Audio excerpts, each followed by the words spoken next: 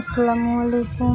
আমি আজকে একটা পুডিং বানাবো। পুডিংটা কীভাবে আমি তৈরি করতেছি আপনারা দেখেন। যে আমি একটা দুধ নিয়েছি, দুধটাকে আমি বলক দিয়ে নিতেছি। সেটাকে বলক দেওয়ার পর অনেকক্ষণ আমি 1 কেজি দুধটা হাফ কেজি করছি। তারপরে দুধটা একটু নামিয়ে নিতেছি আমি একটা বলের ভিতরে। আমার দুধটা অনেক গরম, তাই জন্য আমি তাড়াতাড়ি করার জন্য দুধটাকে একটা বলে নিলাম। দুধটাকে এখন আমি একটা ফ্যানের বাতাসে নিয়ে যাব, কারণ আমার খুব তাড়া। দুধটাকে এখন ফ্যানের বাতাসে নিয়ে গরম দিয়ে আমি এখন ক্যারামেল বানিয়ে নিব। এই যে 2 চামচ চিনি দিয়ে দিলাম। এটাকে এখন ক্যারামেল বানিয়ে রাখবো। রাখার পর এটা ঠান্ডা হতে থাক, ততক্ষণে আমি ডিমের মলটা বানিয়ে নিয়ে আসি। এই যে ডিম ঢেলে দিলাম। ডিম অনেকগুলা তো, তাই জন্য আমি আগে কিছুটা করে নিব, ব্লেন্ডার করে নিব। আমার হ্যান্ড ব্লেন্ডার নাই, তাই আমি ব্লেন্ডার করতেছি। এই যে ব্লেন্ডার করে নিয়ে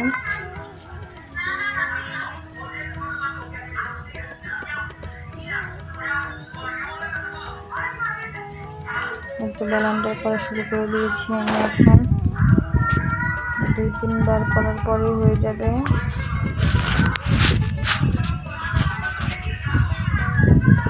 এখন আমি নামিয়ে এটাকে অর্ধেক করে তারপরে এটার ভিতরে আমি চিনি দিব।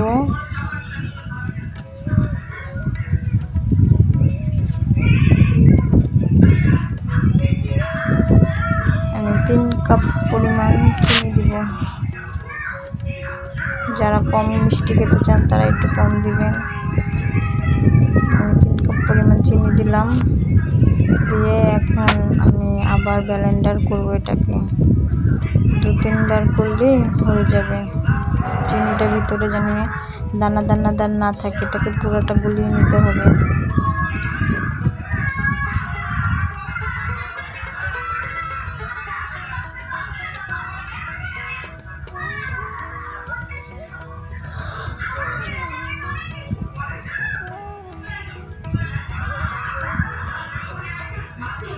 আমার এটাও হয়ে গেছে। এখন আমি এটাকেও নামিয়ে নিব। নিয়ে দুধটা যে ঠান্ডা করতে দিয়ে এসছি, ওটাও প্রায় ঠান্ডা হয়ে গেছে। আমি এখন দুধটা ডিমটার সাথে মিশিয়ে নিব। তো আমি লাগতেছি গাইস, দুধটা ডিমটা একসাথে মিশিয়ে এটাকে এখন আমি যে পুডিংয়ের যে ক্যারামেলটা বানিয়েছি, সেই ক্যারামেলটা ঠান্ডা করা শেষ। এটাতে এখন আমি ঢেলে নিব। এটা ছাঁকনি দিয়ে ঢালবো। এটার ভিতরে যদি কিছু থেকে থাকে সেটা ছাঁকনিতে পড়বে। পুডিংটা তাহলে সফট হবে।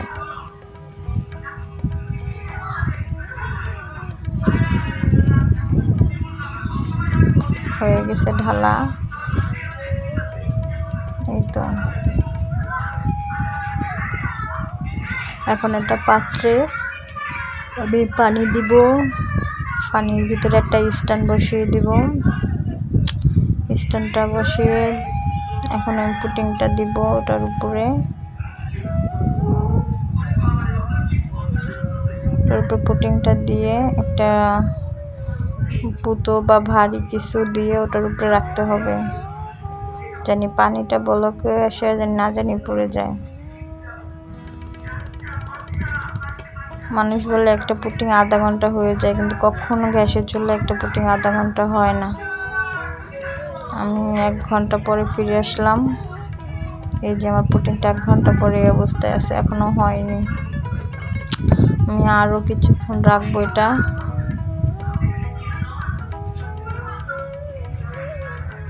রেখে আমি আবার ফিরে আসবো প্রায় আধা ঘন্টা পরে। আধা ঘন্টা পরে যে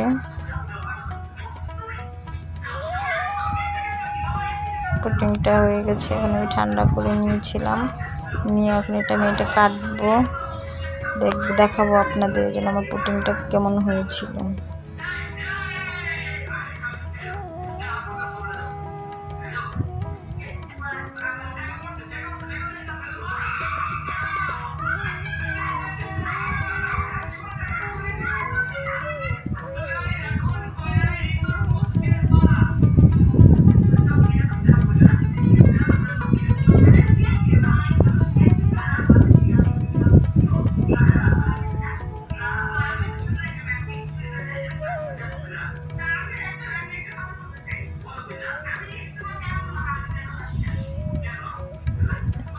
পুটিংটা বের করে নিতেছি।